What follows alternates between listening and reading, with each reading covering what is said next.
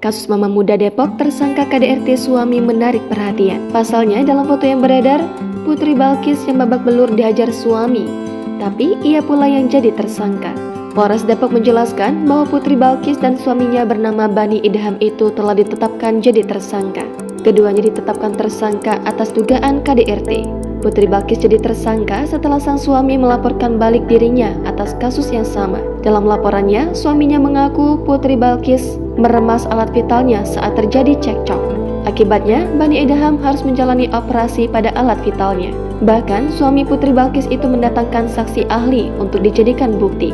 Di sisi lain, dikutip dari Kompas.com, pihak Putri Balkis membeberkan fakta bahwa Bani merasa sakit karena memiliki penyakit hernia. Ayah Putri Balkis, Noviansyah Siregar, menjelaskan tindakan yang dilakukan putrinya itu sebagai bentuk pembelaan dan ketidaksengajaan.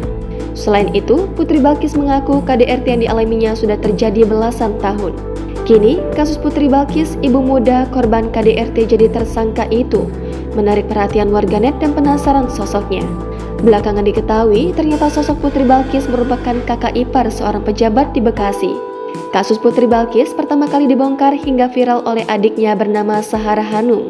Sahara Hanum merupakan istri dari Lurah Kayuringin, Kota Bekasi bernama Ricky Suhendar.